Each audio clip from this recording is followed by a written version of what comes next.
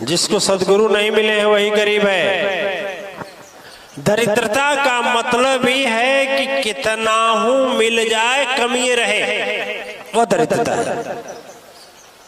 ठीक, जब कामना के पीछे वासना भागने लगती है तो वही दरिद्रता खड़ी होती है। कई बार हम उदाहरण देते हैं। आज के कुछ दशक पहले आचार्य विश्वामित्र जी महाराज साइकिल से चलते थे और कहीं लेकर जाते थे तो हमको साइकिल पर लेकर जाते थे। हम पीछे बैठ जाते थे, वो चलाते थे।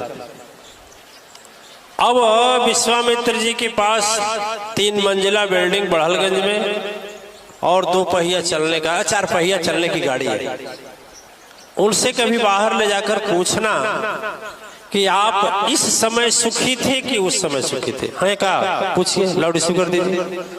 आप बताइए लोगों को कि आपका इस समय का जीवन खुशहाल है कि तब का? दीजिए भाई। अब देखें, उस समय ज्यादा सुखी थे। चलिए,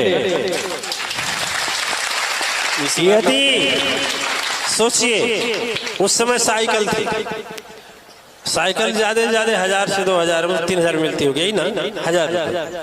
ऐसे दरिद्रता सम दुख नहीं जाई, दरिद्रता के समान संसार में कोई दुख नहीं है। तो दरिद्रता का मतलब धन से नहीं है। जितना आज इस समय जो ध्यान से सुन रहे हैं, इतना समय जो सुख मिल रहा है, क्या आपके 1 करोड़ के महल में सुख मिलेगा? विश्वामित्र जी का इस समय की मकान की कीमत कम से कम 70 से 80 लाख होगी। करोड़ों में तनिके मनी कम है, उसी में न सोते हैं।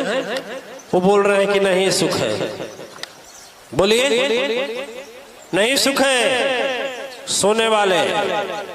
तो दरिद्रता का मतलब यह ना समझ लेना कि झोपड़ी में रहने वाला।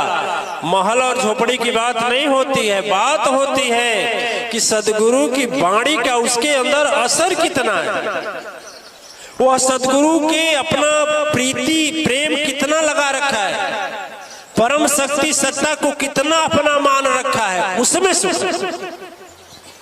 सगरित सुख बस सदगुरु चरणवा,